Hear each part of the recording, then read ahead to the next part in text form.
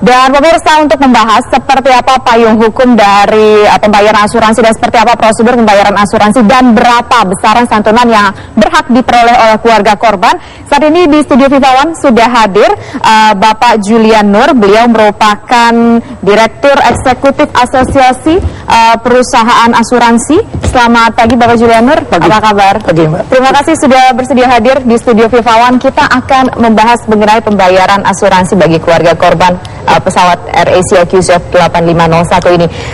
Sebelum membahas lebih jauh, sebenarnya apa sih yang menjadi payung hukum untuk pembayaran asuransi ini, Bapak? Pertama, memang ada kewajiban dari maskapai penerbangan di Indonesia untuk kemudian mengasuransikan penumpangnya berdasarkan peraturan Menteri Perhubungan yang diterbitkan tahun 2011, di mana masing-masing penumpang itu harus diberikan santunan asuransi dengan nilai sekitar 1,25 miliar sebetulnya, dan itu menjadi sesuatu yang dijalankan oleh semua perusahaan asuransi di Indonesia, perusahaan maskapai penerbangan di Indonesia. Itu kan payung hukumnya 2011 peraturan nomor 77. Lalu mekanisme untuk pembayaran atau mencairkan asuransi dan prosedurnya seperti apa sih, Pak?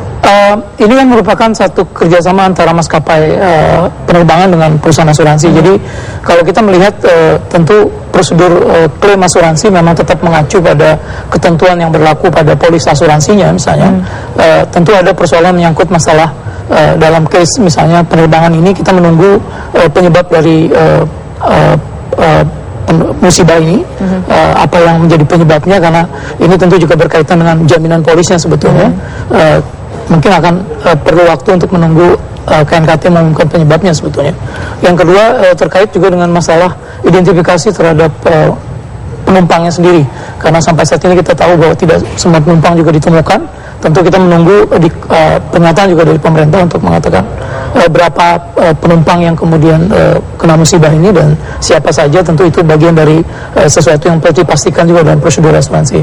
Yang berikut tentu adalah persoalan menyangkut siapa sebetulnya ahli waris yang berhak untuk menerima santunan yang diberikan nanti oleh maskapai asuransi dan maskapai penerbangan ini, supaya ke depan tidak ada persoalan yang timbul karena adanya persoalan di dalam keluarga yang juga merasa punya hak untuk menerima santunan ini sebetulnya. Ada beberapa poin yang tadi Bapak sebutkan untuk mencairkan asuransi, ada beberapa poin yang harus dipenuhi. Salah satunya adalah menunggu penyebab, menunggu informasi penyebab jatuhnya pesawat ini dari KNKT begitu ya. Kalau seandainya penyebabnya belum ketahuan, apakah asuransi tersebut tidak bisa dicairkan, Pak? Pada dasarnya kalau kita melihat pada kasus ini ya mungkin lebih mudah, karena kalau misalnya dibanding dengan kasus Malaysian Air yang sampai nggak ketemu mungkin agak sulit. Kalau ini saya kira cepat lah, dalam artian kita tahu bahwa pesawatnya sebetulnya jatuh misalnya di air dan sudah ditemukan juga puing-puingnya. Jadi saya tidak melihat ini menjadi persoalan menyangkut waktu penetapan penyebabnya ya, karena kalau melihat crash-nya misalnya, melihat accident-nya ini tampaknya terjamin memang oleh polis asuransi kejadian ini. Jadi saya tidak melihat ini sebagai satu masalah besar bagi asuransi dalam menentukan penyebabnya sebetulnya.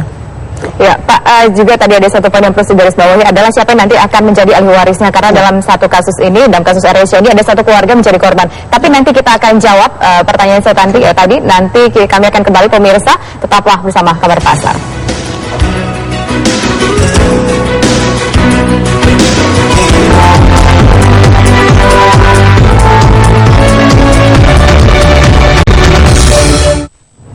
Anda kembali menyaksikan Kabar Pasar pemirsa, dan kami masih bersama Bapak Julian Nur, masih membahas mengenai asuransi yang akan diterima oleh keluarga penumpang pesawat AirAsia QZ8501. Kembali ke pertanyaan saya sebelum break tadi, Bapak. Ada salah satu poin yang juga harus digarisbawahi, bahwa siapa nanti yang akan menjadi ahli waris yang menerima asuransi tersebut. Bagaimana kalau seandainya yang menjadi korban dalam kecelakaan tersebut ada satu keluarga yang menjadi korban dalam kecelakaan tersebut, ibunya, ayahnya, dan anak-anaknya. Siapa yang akan berhak untuk mendapatkan asuransi tersebut? Dalam prakteknya kita memang asuransi juga selalu berhati-hati ya dalam memberikan santunan semacam ini, karena tidak ingin melihat ada persoalan yang muncul di belakang hari karena ada tuntutan dari keluarga yang lain. Jadi dalam case kemudian kita sulit untuk menetapkan, maka kita akan meminta pendapat dari misalnya notaris atau pendapat mungkin juga akte waris yang ditetapkan oleh pengadilan untuk pada akhirnya akta itu yang kita pakai sebagai satu patokan dalam pembayaran. Dan ini biasanya juga dilakukan di dalam banyak kasus di mana ternyata ada ahli waris yang menuntut lebih dari satu terhadap klaim asuransi. Jadi saya kira itu bisa di-solve lah, dan dalam case saya sekarang ini menurut saya tidak semua keluarga memang punya persoalan karena ada yang juga bisa ditetapkan ahli warisnya secara cepat karena tidak semua keluarganya misalnya terkena musibah. Jadi Pak, ini pesawat AirAsia QZ8501 yang terbang sekitar lebih dari sepekan yang lalu, ini kabar ya terbang tanpa sesuai dengan izin dari Kemenhub untuk terbang ke sana di luar jalur ataupun rute yang sudah ditetapkan kesepakatan mereka bersama begitu. Apakah nantinya pihak dari asuransi yang bekerja sama dengan AirAsia ini akan mau membayarkan polis asuransi tersebut, atau justru AirAsia sendiri yang harus berkewajiban untuk membayarkan asuransi, Pak? Ya, saya kira kita bersimpati pada keluarga yang terkena musibah ini ya, dan mungkin ingin meluruskan juga bagian dari upaya penjelasan asuransi mengenai ilegal dan tidak ilegal apakah dibayar asuransi ini. Saya kira tidak pernah juga akan menghapuskan hak dari penumpang itu untuk mendapatkan santunan. Persoalan apa kemudian asuransi yang membayar dan tidak, persoalannya adalah menyangkut hubungan antara maskapai penerbangan dengan asuransi. Jadi saya mengatakan hak dari penumpang untuk mendapatkan santunan sesuai dengan SK Menhub itu saya kira menjadi sesuatu yang saya yakin akan diterima tetap oleh penumpang dengan baik. Nah, persoalan yang menyangkut izin terbang, saya ingin mengatakan bahwa sampai saat ini kami juga berkoordinasi sebetulnya karena asuransi itu di bawah pengawasan Otoritas Jasa Keuangan. Kemarin juga kita sudah berkoordinasi dengan OJK, dan kita masih belum bisa menyimpulkan juga persoalan menyangkut apakah izin terbang yang sedang dipermasalahkan sekarang termasuk bagian yang juga akan bermasalah dengan polis yang dikeluarkan oleh perusahaan asuransi. Karena rasanya memang masih terlalu dini untuk menyimpulkan bahwa pesawat ini misalnya dinyatakan ilegal dan segala macam. Jadi kami memang akan menunggu penjelasan hasil investigasi dari Kementerian Perhubungan yang terkait dengan persoalan perizinan ini, dan dari situ kita akan mempertimbangkan kembali, nanti melihat kembali, walaupun kemarin OJK sudah berkoordinasi dengan seluruh perusahaan asuransi yang terlibat, dan kita memang mencoba untuk proaktif menyiapkan apa yang harus kita lakukan untuk bisa mempercepat proses pembayarannya ketika kemudian seluruh fakta kita dapatkan, seluruh penyebab kita dapatkan, seluruh identifikasi kita dapatkan, dan kemudian kesimpulan dari Kemenhub juga kita dapatkan. Dari peraturan yang tadi kita sebutkan tahun 2011 nomor 77 minimal asuransi yang akan diterima oleh keluarga yang wajib itu 1,25 M. Lalu besaran kalau penumpang yang menjadi korban tersebut membayar asuransi tambahan itu berapa yang akan mereka dapatkan, dan totalnya kira-kira berapa kalau ditambahkan, Pak? Sebetulnya yang harus mereka di luar dari yang wajib itu tentu seluruh penumpang itu boleh membeli asuransi tambahan dimanapun ya.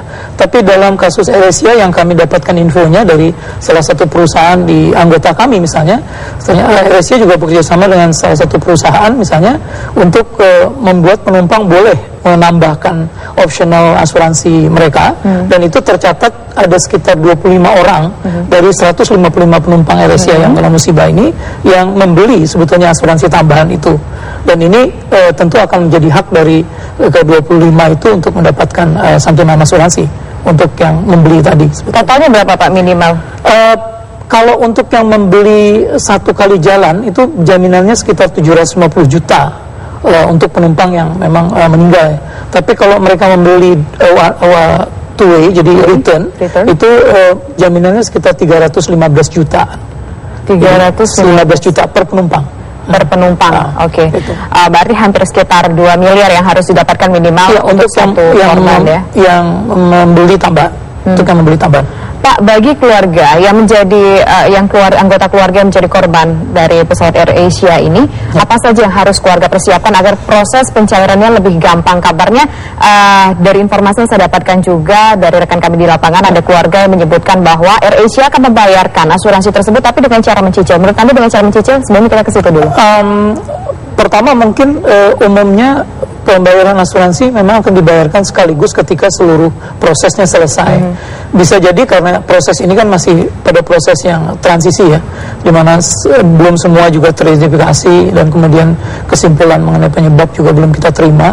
Umumnya bisa saja kemudian maskapai penerbangan punya kebijakan lah untuk mencoba melakukan apa yang disebut installment pembayaran klaim.